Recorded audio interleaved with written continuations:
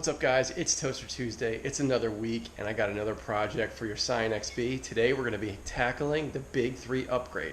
So if you're wondering what the Big 3 upgrade is, it's basically an upgrade to your electrical system in your car. So we're talking about the battery, we're talking about the alternator, and we're talking about the ground. Those are the Big 3. And there are a number of ways you can do this, but the easiest way to do it is with a kit. Alright, so let me go over real quick what I'm going to be using in order to do this installation. We'll start off with the Big 3 upgrade kit that I got off Amazon, and it's what you see right here, these 4 things. You got a ground for the chassis to the engine, you have a ground for the battery to the chassis, and you have a power cable for the alternator to the battery.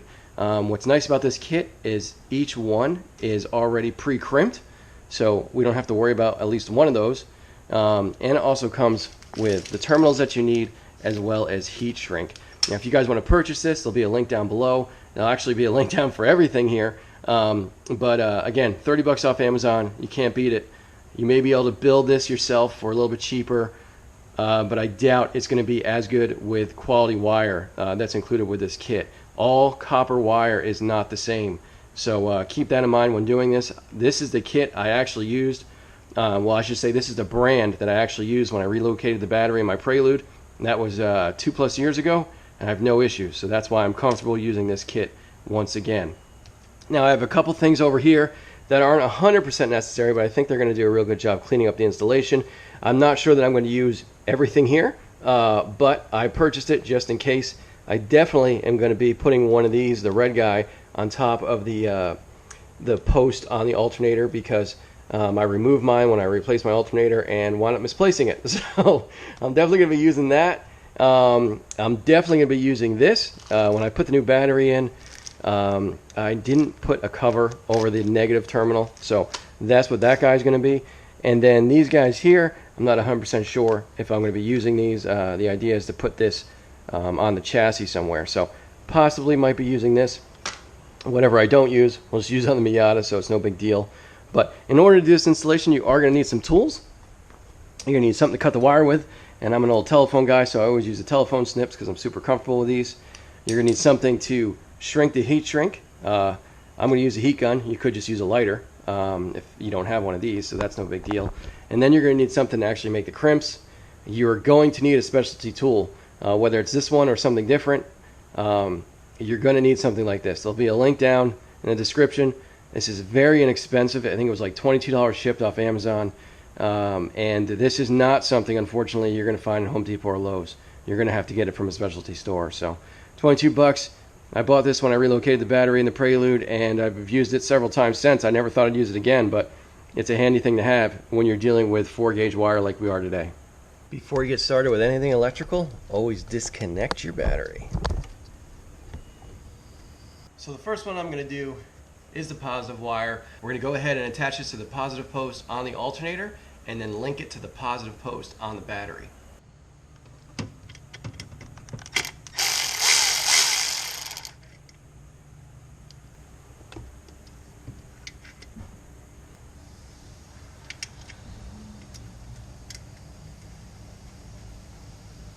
Alright, so I got the power wire loosely mounted on the terminal of the alternator, and the reason being I'm just doing it loosely is because I want to figure out the best way to route this.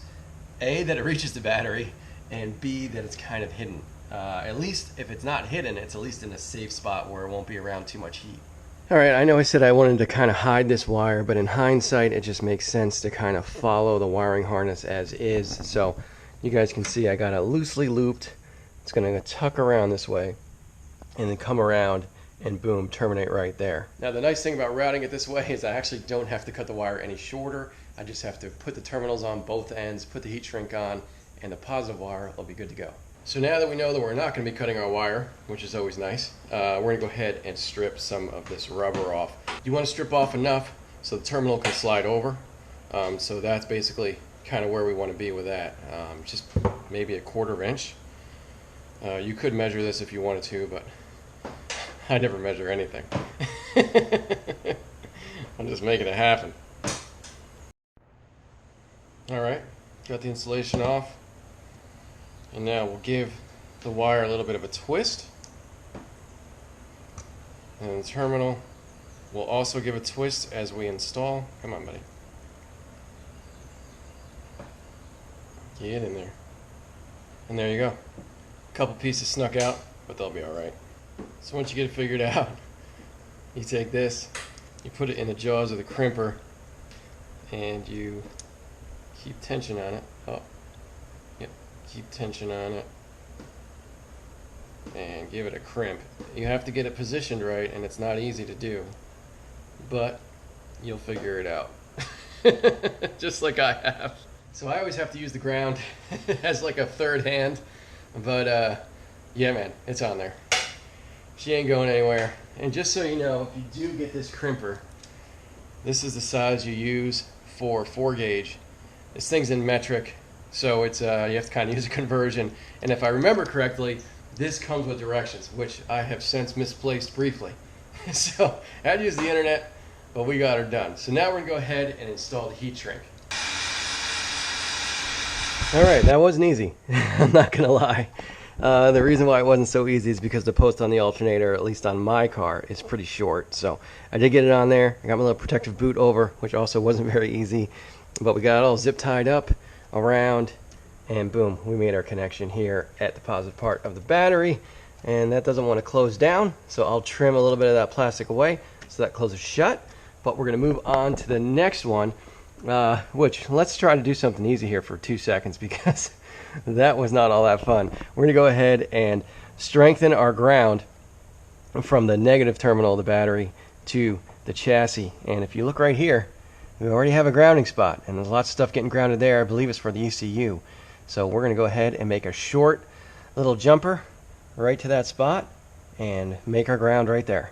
All right, man, making progress, but whew, everything is fighting me on this only because my car's already so kind of modified. And I've already messed with battery terminals, I've already messed with wiring, so that's why it's as difficult as it is for me. It's probably much easier for you, but I know this kind of looks like a mess right now. But I just want to show you the negative wire from the negative terminal on the battery going to the ground right here. So essentially the terminal will be here, that'll be completing the ground. So the last wire that we're going to hook up is from the engine to the chassis. And again, you can kind of do this anywhere you want. You can get creative, as you actually can get creative with any of this stuff that I've been doing today. But I've decided that I'm going to use, if you look down in here, right here, of course I picked like the most difficult place in the world, but right there, there is a 10 millimeter kind of a bolt hole on the head of the engine. And I'm going to go ahead and run my ground up into here, and then right above this factory ground there is another kind of hole, and that's the one I'm going to be using. Now whenever you do any kind of grounding, you want to make sure that there's no paint in there, and the way I'm going to do that is I'm going to use one of these little star washers and actually do a really good job of kind of digging into the paint and making sure that you get a solid connection. So I'm going to go ahead and run that in there first, and then I'll go ahead and make my wire and ground everything right here. Alright guys, finally got it all finished up, and here is the final product. Pretty happy with the way everything turned out. The only thing I'm a little disappointed in is how this little boot fits here on the negative terminal. There's so much stuff going on at it right now, and the gauge of wire that I'm using for the negative terminal is 2 gauge.